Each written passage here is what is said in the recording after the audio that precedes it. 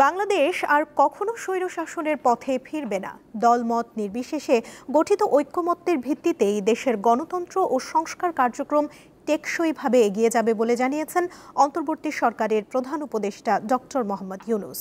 শুক্রবার জাতিসংঘের সাধারণ পরিষদে দেয়া ভাষণে তিনি আরও জানান, আগামী বছরের ফেব্রুয়ারিতে নির্বাচনের প্রস্তুতির পাশাপাশি সংস্কার কার্যক্রম চলমান রয়েছে। নিউ ইয়র্কের স্থানীয় সময় শুক্রবার সকালে জাতিসংঘ সাধারণ পরিষদের ৮০তম অধিবেশনে বাংলায় ভাষণ দেন প্রধান উপদেষ্টা ডক্টর মোহাম্মদ ইউনূস। আগামী বছরের ফেব্রুয়ারিতে জাতীয় নির্বাচনের প্রস্তুতির পাশাপাশি নাগরিক বান্ধব সংস্কার চলমান রয়েছে বলে জানান তিনি। কখনই তা উত্তরণের ১৯৭১ সালে যে অধিকার প্রতিষ্ঠার জন্য জনগণ আত্মত্যাগ করেছিল, গত ৫ দশকে তা বারবার বাধাপ্রাপ্ত হয়েছে। জনগণকে বারবার সেই অধিকার পুনঃপ্রতিষ্ঠার জন্য ত্যাগ স্বীকার করতে হয়েছে বলেও জানান প্রধান উপদেষ্টা। আমাদের লক্ষ্য ছিল ক্ষমতার ভারসাম্যপূর্ণ একটি গণতান্ত্রিক রাষ্ট্র কাঠামো গড়ে তোলা, যেখানে আর কোনো স্বৈরশাসকের আবির্ভাব হবে না। কোনো নির্বাচিত নেতা রাষ্ট্রের গণতান্ত্রিক স্বরূপকে ক্ষুণ্ণ করতে পারবে না, কিংবা রাষ্ট্র জনগণের রক্ষকরা ভক্ষকে পরিণত হতে পারবে না।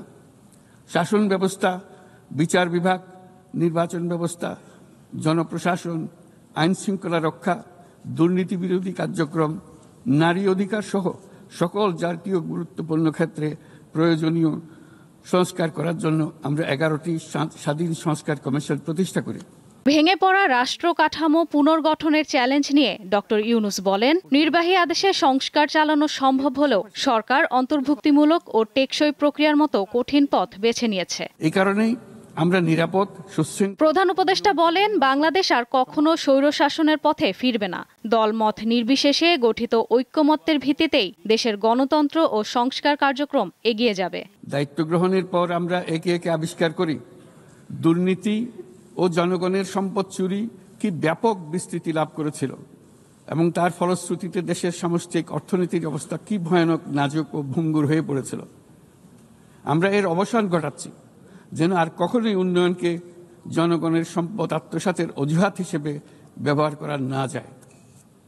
দেশের নাজুক অর্থনৈতিক পরিস্থিতি মজবুত করতে আমরা সংস্কারমূলক কিছু কঠিন কিন্তু প্রয়োজনীয় সিদ্ধান্ত গ্রহণ করেছে। দেশ থেকে পাচার হওয়া অবৈধ সম্পদ পুনরুদ্ধার করা সরকারের শীর্ষ অগ্রাধিকার বলে জানান প্রধান উপদেষ্টা। বৈশ্বিক পাচার রোধে কঠোর আন্তর্জাতিক আইন প্রণয়ন এবং সঠিক বাস্তবায়নের আহ্বান জানান তিনি। 60%-রও বেশি মানুষের বয়স। ২০২৪ সালের জুলাই অভ্যুত্থানের পর বাংলাদেশের রূপান্তরের কথা তুলে ধরে প্রফেসর ইউনূস বলেন, গণতন্ত্র পুনরুদ্ধার ও সংস্কার প্রক্রিয়াকে অনুপ্রাণিত করতে যুব সমাজ ছিল মুখ্য চালিকা শক্তি, যা বর্তমানে জুলাই ঘোষণাপত্রতে প্রাতিষ্ঠানিকভাবে প্রতিষ্ঠিত হয়েছে।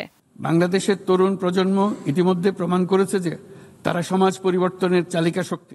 মিয়ানমার সংকটের সবচেয়ে বড় ভুক্তভোগী রোহিঙ্গা এবং বাংলাদেশ মন্তব্য করে সরকার প্রধান বলেন, রোহিঙ্গাদের প্রান্তিকীকরণের প্রক্রিয়া আর চলতে দেয়া যাবে না। এছাড়া গাজায় একটি জনগোষ্ঠীকে নির্বিচার হত্যা করা হচ্ছে জানিয়ে পূর্ব জেরুজালেমকে রাজধানী করে ফিলিস্তিনকে স্বীকৃতির দাবি জানান ডক্টর ইউনূস। বুদ্ধিমত্তা, নবায়নযুক্ত শক্তি। ইশরাত ঝুমা, দীপ্ত বার্তা কক্ষ।